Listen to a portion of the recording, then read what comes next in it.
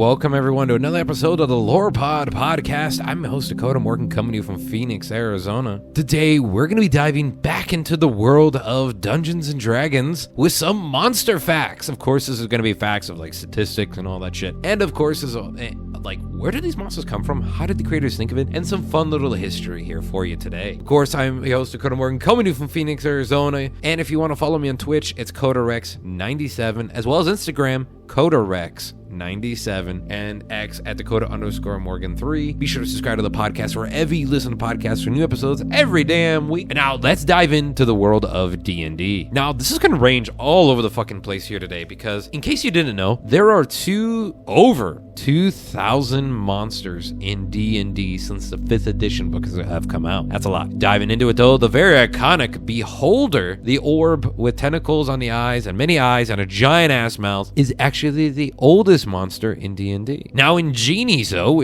do count as a monster, there are 7 types of them. Now what types are they? A little tangent aside here, for those who are interested in making a campaign or for dungeon DMs, dungeon masters, y'all gonna maybe appreciate this. We have the Merid, the water base, the Dow, the earth base, the Ifriti, the flamies, Dini, the air, Tahal, the shadows, Korashi, the elemental spirits of ice and cold weather, and of course the Jani, or genie as some say, made up of air elements, like all 4 elements: air, earth, water, and fire. But they are the weakest of the genies though, shockingly. Now when it comes to the world of mimics, we know them as to be just those chests with mouths, but here's the thing, they can come in all shapes and sizes. As a D&D player, let me tell you, fuck yeah they can. And here's the thing, it gets really scary. Depending on how cruel your DM can be, there is no actual limit to how big a mimic can get. Now for those who are interested in DMing, there is 139 creatures with lair actions in the 5th edition, and 49 of those are dragons. Can you give me another way to tell the player to go fuck themselves? The Gnoll, that's Gnoll, of course, they are known as the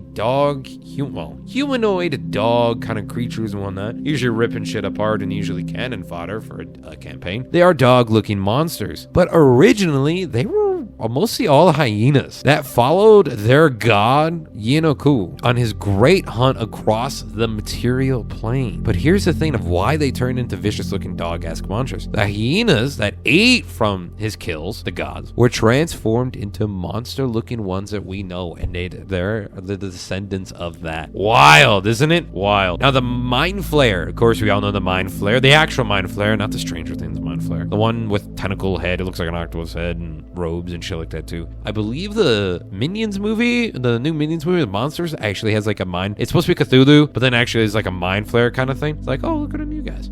First appeared in an issue of the Strategic Review, the STR magazine for D&D, way back in the day of spring 1975. So it didn't even appear first in any editions at all. Now there are spider-like humanoid monsters. Yes, that is right. Your arachnophobia is kicking in, called the Ettercaps, and they are actually descendants of mad druids who were transformed into these humanoid spider-esque monsters by a powerful demon. And that's why you never do work with demons unless it's for the trolling, pun intended, because troll regeneration, yeah, that's right here, you didn't think that one was coming. Now troll regeneration ability is so strong for them that they can reattach their lost limbs, but this can actually lead to some this reattaching other limbs from other species, especially dragons, onto their body, and then it acts as their own. So some can have like 8 arms or some shit. Like trolls can be a Frankenstein of a creature, then it does actually work. Now the end here on this one for you today, each individual head of a Crimea has its own attack. Because again, you can tell your players to go fuck themselves. This has been a very quick little D&D monster facts for you here on the Lore Pod Podcast. If you enjoyed, be sure to subscribe to the podcast for more episodes every week for lore,